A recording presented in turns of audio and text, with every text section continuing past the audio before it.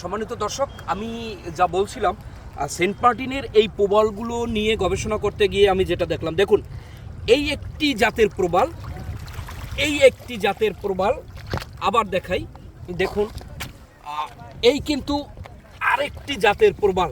অর্থাৎ এইখানে আমি আপনাদের তিনটি প্রবাল নিয়ে একটু ডিসকাস করি। এই হলো একটি জাতের প্রবাল, দেখুন এখানে রেখেছি। এই হলো একটি জাতের প্রবাল, দেখুন এই সুন্দরভাবে যদি একটু দেখাই, দেখুন এই হলো একটি জাতের প্রবাল পাথর, এই হলো একটি জাতের প্রবাল পাথর, এই হলো একটি জাতের প্রবাল পাথর। এখন আমার কথা হলো কি জানেন, আমার কথা হলো যে এই পাথরগুলো, এই প্রবাল পাথরগুলো ভিন্ন কেন হয়েছে?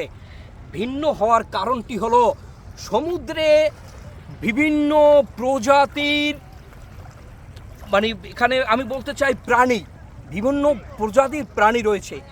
সেই প্রাণীগুলোর মানে নির্গমনকৃত পদের কারণেই এই পাথরগুলো সৃষ্টি হয়েছে। অর্থাৎ এই পাথরটি এক ধরনের প্রাণীর দ্বারা সৃষ্টি হয়েছে, এই পাথরটি এক ধরনের প্রাণী দ্বারা সৃষ্টি হয়েছে, এই পাথরটি এক ধরনের প্রাণী দ্বারা সৃষ্টি হয়েছে। তবে হ্যাঁ, এখানে একটি বিষয় আপনাদের একটু দেখাতে চাই, দেখুন একটু আসেন, দেখুন আমি আপনাদের দেখাই, দেখুন এইখানে এই অর্থাৎ ঝিনুকের মতো দেখতে এই যে সাদা সাদা সাদা সাদা সাদা সাদা এই যে প্রাণীগুলো, অর্থাৎ এগুলো মরে গেছে, ঝিনুকের মতো দেখতে, অর্থাৎ এগুলো ঝিনুক, এটা সাগরের এক ধরনের ঝিনুক। তাহলে এই ঝিনুকগুলো এখানে কেন? হ্যাঁ, এই সমুদ্রের ভিতরে যখন প্রাণীগুলো, অর্থাৎ এক ধরনের প্রাণী, তারা যখন তাদের পদেও নির্গমন করতে করতে করতে করতে এরকম একটা স্তূপ করেছে একটা জায়গায়, যখন তাদের পদেওগুলো নির্গমন করতেন, তখন এই জিনিসটি ছিল নরম, সফট ছিল।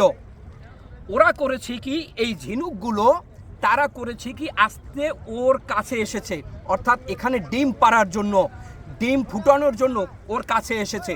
তো ওর কাছে আসার পর এটা নরম ছিল এবং আঠালো জাতীয় ছিল, ও এটার সাথে লেগে গেছে। লেগে যাওয়ার পরে ও এটার সাথে যখন এই ঝিনুকগুলো লেগে গেছে, ও আর এখান থেকে ছুটে যেতে পারেনি। ওই পাথরটি, অর্থাৎ এই যে পদেউটি আস্তে আস্তে আস্তে আস্তে এই প্রবালটি শক্ত হয়ে মানে পাথরে পরিণত হয়েছে, এবং তারাও আটকা পড়ে এখন মরে গিয়ে তারাও এখন পাথরে রূপান্তরিত হয়েছে। আলহামদুলিল্লাহ, সেন্ট মার্টিনের তিনটি পাথর সম্পর্কে আপনাদের ধারণা দিলাম। বাকি আরও বিভিন্ন ধরনের পাথর আমি দেখতে পাবো, এবং তখন আবার আপনাদেরকে আমি এই পাথর গবেষণা নিয়ে যে তথ্যটি পেয়েছি সেটি জানাবো। ধন্যবাদ। সম্মানিত দর্শক, আজকে কিন্তু আমরা এই তিনটি পাথর নিয়ে আলোচনা করেছি। At first this is stone, then this is stone, দেখুন সম্পূর্ণ ভিন্ন রূপে, দেন দিস ইজ স্টোন, এটাও সম্পূর্ণ ভিন্ন রূপে। এই তিনটি পাথর নিয়েই এখন আপনাদের সম্মুখে আমি এর বিস্তারিত উপস্থাপন করলাম।